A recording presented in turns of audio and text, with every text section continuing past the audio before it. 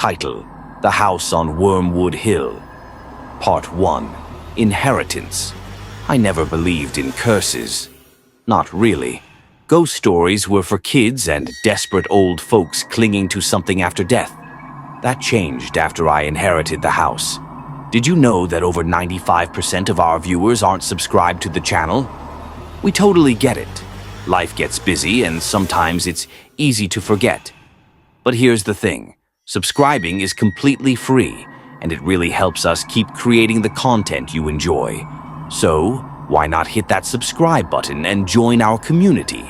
It only takes a second, but it makes a world of difference to us. Thank you for your support. It came in the form of a letter, handwritten on brittle yellow paper with ink that had bled slightly into the fibers, as if time itself had tried to erase it. The letter was from a solicitor named Gerald Hasker. He informed me that a distant great-uncle, one I'd never even heard of, had died and left me a house in a place called Wyrmwood Hill, somewhere deep in rural England. I live in New York. I work in tech. My life is screens, noise, coffee, and sleepless nights.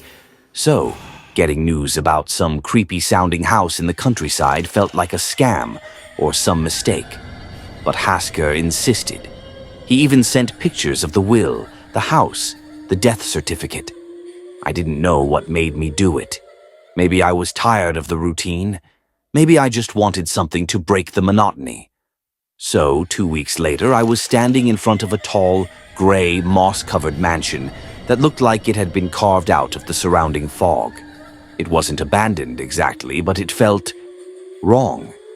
The air was too still, the trees leaned too close, and there was this smell. Not strong, not obvious, but the kind that lingers in your nose long after you leave, like old earth, like rot. The front door was already open when I arrived. No lock, no welcome. Inside, the house was enormous. Wooden staircases twisted up into shadowy halls, chandeliers dripped dust, and every mirror was covered with thick black cloth. That should have been a red flag, but I was too curious, too stupid. That first night, I didn't sleep. Not because of fear, but because the house wouldn't let me. It creaked. Constantly, even when there was no wind. The walls whispered, quiet enough to make me think I was imagining it, loud enough to keep me awake. I chalked it up to old pipes, floorboards, wildlife, the usual. But then I saw the boy. It was just before 3 a.m. I was in the upstairs hallway, looking for the bathroom, when I saw him at the end of the corridor, standing perfectly still, half in shadow. A little boy. Pale skin, black, sunken eyes. He didn't move, didn't blink. I froze. "Hello," I said, my voice cracking. He smiled. Then he was gone. No footsteps, no door opening, just vanished.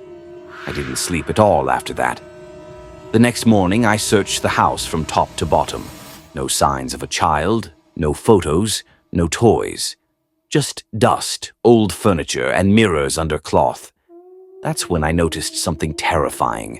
The cloth on the mirror in the upstairs hall was on the floor, and the mirror, tall, ornate, almost silver in color, was shattered, but not broken randomly.